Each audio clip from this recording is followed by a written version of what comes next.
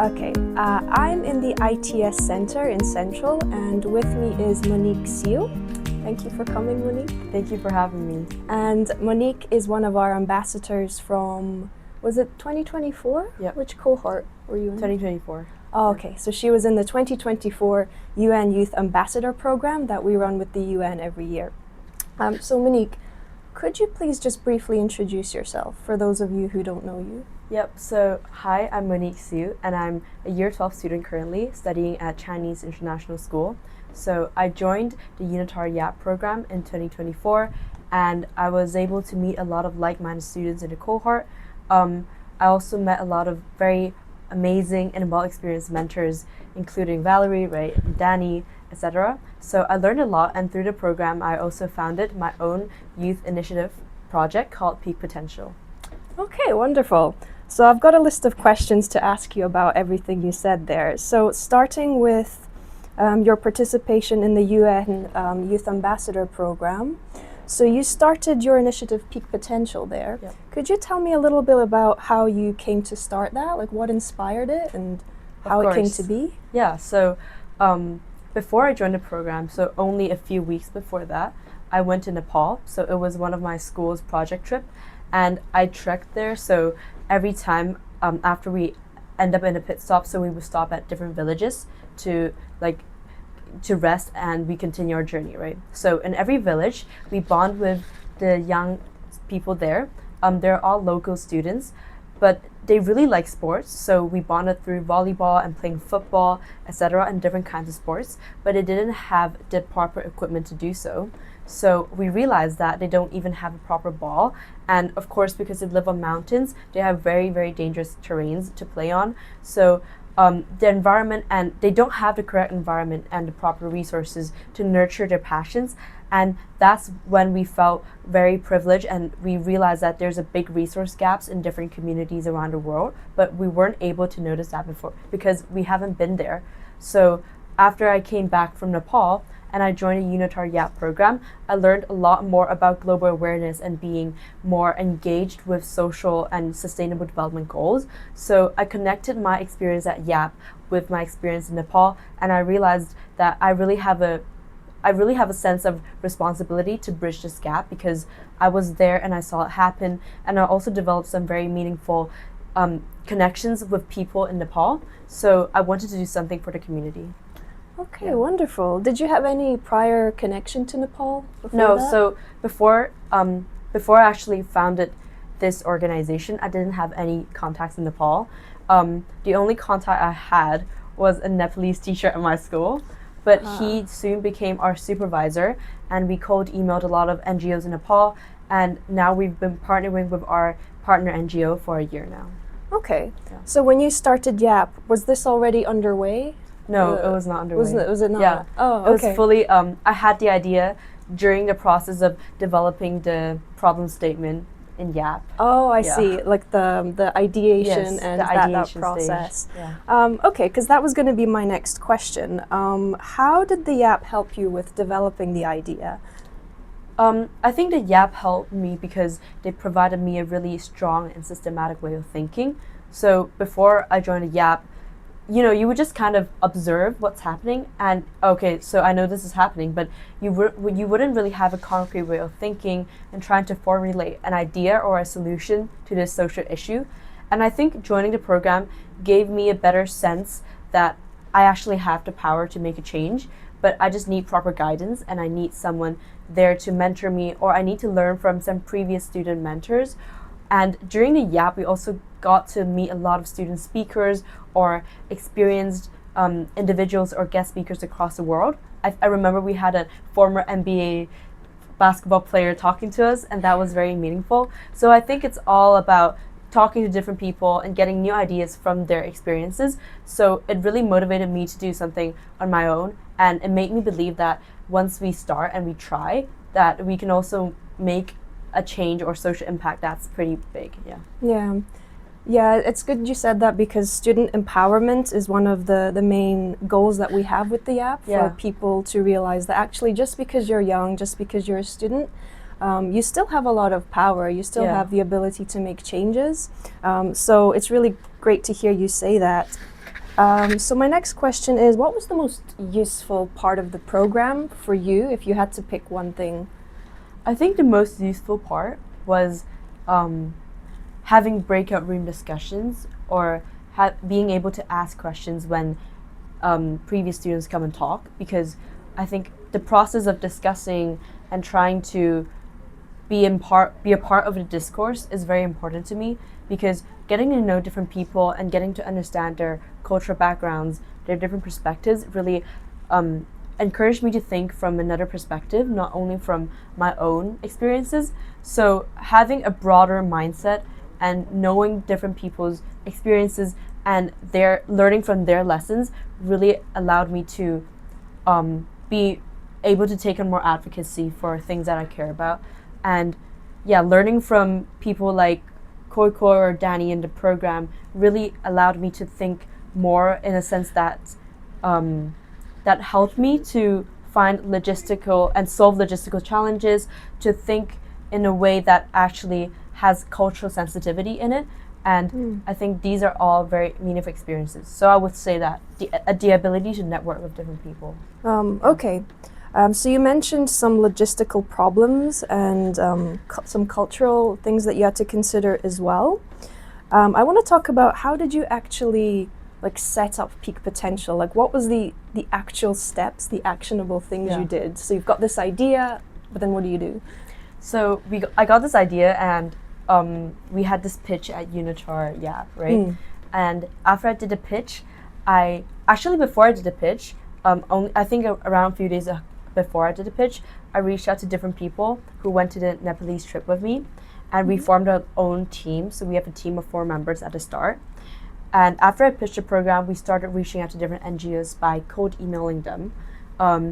So I literally just searched up NGOs in Nepal, and we have a list of emails, and we just sent a lot of emails to them. And after that, a lot of NGOs replied, so we set up different meetings with them to talk to them through Zoom. So we actually have a sense of who's being in charge and do our missions or values align.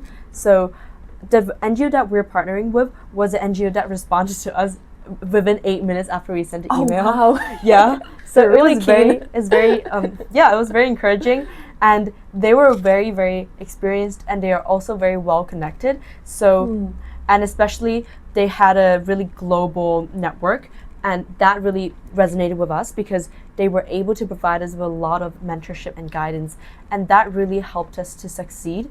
So I think having a really strong mentor or a really strong partnership during your journey is very important.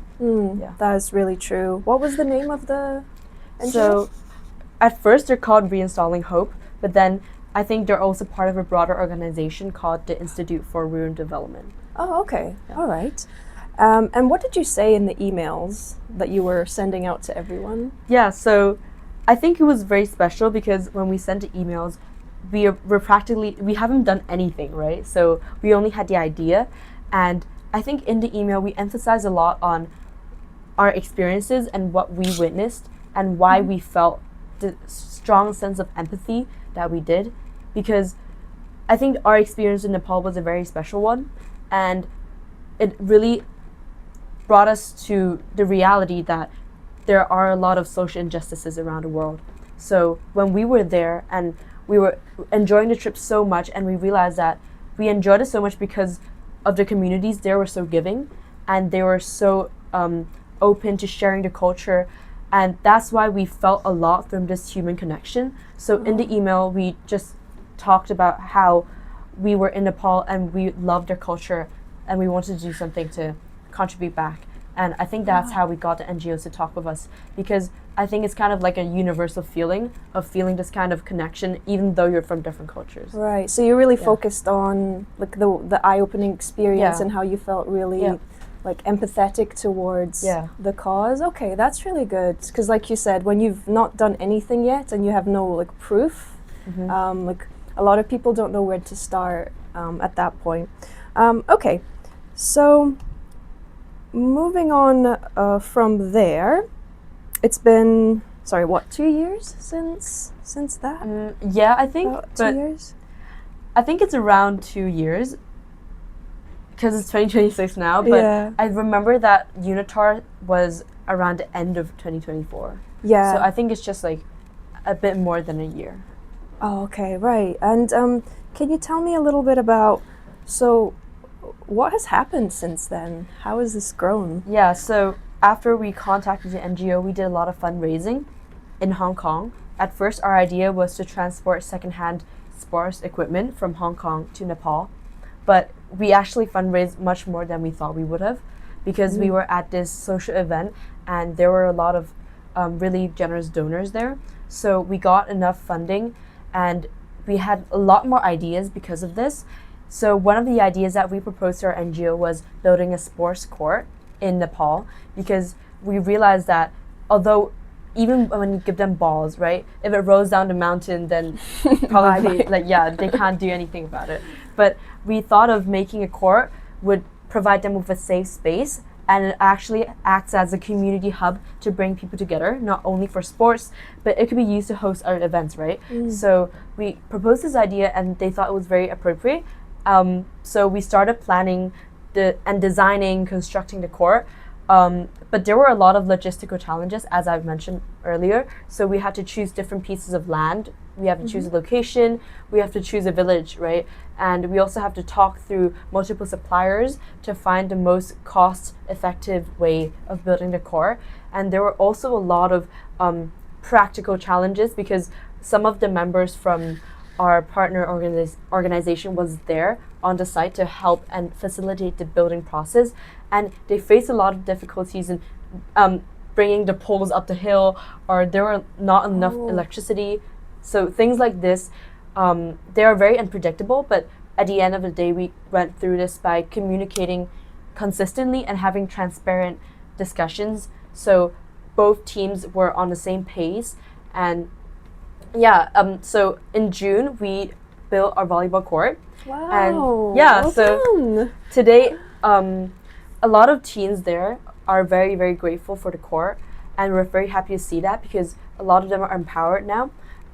They actually have a village volleyball team because of the court. Wow, And that's amazing. I think they joined a Nepalese volleyball tournament. Really? So it was very nice to hear about That's that. amazing. Have you visited the court? No, I haven't visited the court because Oh. I haven't been back to Nepal after my school trip, and the village is in a very rural area. Yeah. But our NGO constantly goes there, and they let us know about the updates, what are some additional fundraising we need to do to maintain a court, etc. So we still keep in touch with them a lot.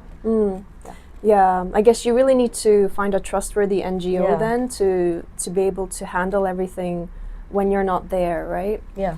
And yeah, that's like a lot to consider, like land, getting resources, and getting people to build it as well. So yeah, wow, that's really amazing that you managed to do all that. I wanted to ask also, like going back to, you said you reached out to a bunch of people that went with you on the trip initially. Yeah. So this is something that's often a challenge for people in the YAP, is how do they get peers to join their cause? So how did you manage to, convince people to join this? So at first, when I convinced a few core members, right, I didn't contact everyone, but I thought of people who had a very strong set of skills that would benefit the project. So I would suggest that you need to find someone who is responsible, but not people of the same kind, right? You need different people. You need people who are creative and can think of ideas. You need people who are more task-oriented and they get things done. And some people who are better at handling the logistics or calculating the finances. So you really want to bring different people with different skill sets on the table. I got into contact with two guys who I thought were really good at handling logistics, right? Really good at thinking of new ideas, and I also got another member to help me plan and review things in a broader way, to think of new ideas and plan out the things that our team has to do together. So I think organization and creativity is very important, and you have to balance both of them. All right, good advice. What was the biggest challenge in all of this? I think the biggest challenge actually was is always the starting phase, because after we got into contact with our NGO, we really had to think of ways to fundraise. We have to think of ways to we have to think of alternate solutions, because at first we wanted to deliver the balls, but we realized that the shipping fees are very expensive. So it might actually be counterproductive to ship stuff there. And that's why we pivoted and we wanted to build a court instead, because that would be more long-term and it would be much easier to buy the materials there and build it there instead of shipping stuff from one country to another, especially when Nepal has such a mountainous terrain. It's very hard to just ship things there. Yeah, and then you have to carry everything as well, yeah. and sports equipment is usually not light. Yeah. Because during your pitch in the during the YAP, you were still pitching sending equipment over, right? So you had to have that flexibility to pivot when you realized that actually your original idea might not work as you had wanted it. Yeah. Okay. So I wanted to go back to, you mentioned like fundraising and kind of the challenges with that. You said you went to an event and you managed to get a lot of donors. What event was that? So we went to a Greater Bay Area charity event. So it was hosted by the foundation called GBA Youth Entrepreneurship, or something like that. So I'm sorry if I forgot the name, but I don't think I got it totally right. But it was a charity or a foundation that one of our members have connections with. So we really made use of our own network, although it might not be really big, but you can still find some very valuable networks that you can use or connections that you can build upon.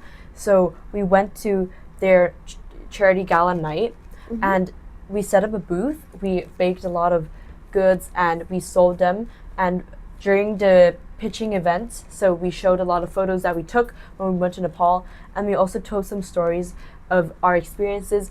And I think that really connected with a lot of the donors there, because everyone there are all people who feel empathetic and they want to do something for youth empowerment, right? So I think when you're trying to fundraise, you have to find for like-minded people who can actually understand you and to agree with your values, so there will be a higher chance for them to support your initiative. Yeah. Okay, do you know if this event runs every year? Or was that just a one-off? I think that was just a one-off event. So this year, when we're trying to fundraise, we also face the same challenge, because we can't just rely on them. So this year, instead of fundraising by just pitching or just selling goods, we wanted to fundraise through by doing a program. So that's the Meridian Scholars program that we're doing this year. Yes, and yeah, I want to get to that. So the Meridian Scholars program, which you are planning to run in March, right? Yeah. But are applications still open? Applications are still open. Okay, brilliant. Can you tell me about that? Because this is something that's quite different, isn't it? Yeah, so after our achievement of building the court, and for this year, we also wanted to achieve something big, but we kind of don't want to repeat the same process, right? We want to do something different and something that's more sustainable than just building something, right? So the idea was to host a think tank or a program of some sort that collects a lot of like-minded students across the globe together to think of new solutions or to think of creative ideas to solve a lot of social issues. And we also want to surround this around the SDGs, which is what I've learned from the UNITAR program.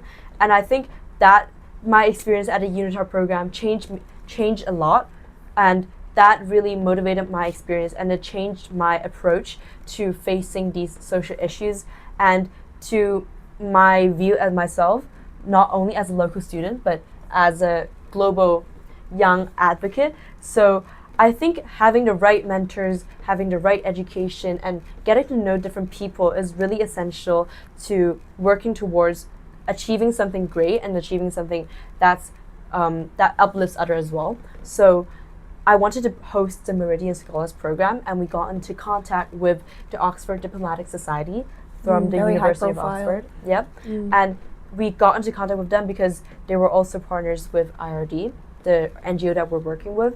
So yeah, and we formulated this program together. We developed a curriculum, and everything else is on our website. So we reach out to a lot of schools. We try to bring students from Korea, students from Japan, students from Hong Kong or Nepal together, and we want to make different teams so that the students can talk to each other, and they can discuss and they can collaborate, so they can pitch ideas at the end of our program. And we want to give funding to one of the best ideas, and we can actually implement it with them after the program ends. And yeah, but we didn't want to make the program competitive, so the program is mostly about getting to know each other, getting to learn some global diplomatic skills, knowing how to knowing more of the UN sustainable goals. And I think, yeah, these are also skills that I've learned from the UNITAR program, and these are skills that I want to spread across with different students across the world. So it sounds like you really want to focus on the community, which is what kind of started the whole peak potential thing, right? Okay, yeah, I can see how your values are like carrying through all the different things that you're doing.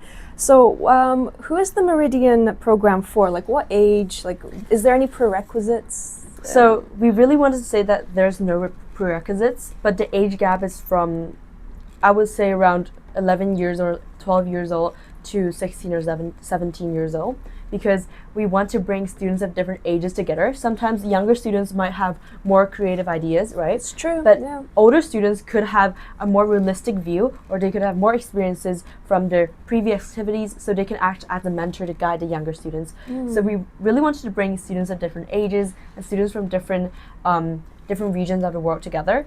And there are no prerequisites, so you don't really need to have any previous experiences, or you don't need to be super achieved in a lot of areas. Well, I think it will benefit you if you are if you have done MUN or debates, or if you've been in clubs that do similar things. That would definitely help you. But if you are someone who haven't had any of these experiences yet, Meridian Scholars program will be a great starting point for you, because that would really put you in a situation where you can talk to different people, and it would just be an open community for you to ask questions and learn from very experienced individuals. Are you going to be part of that as well? So teaching? Our team and mentors from different universities will be there in the program, and we will actually host a session every week. So it will kind of be like the UNITAR YAP program. It will be a weekend Zoom call, and everyone comes together. We host breakout sessions, and we do some activities. We learn from guest speakers, and some of the guest speakers that I plan to invite are also from the UNITAR program.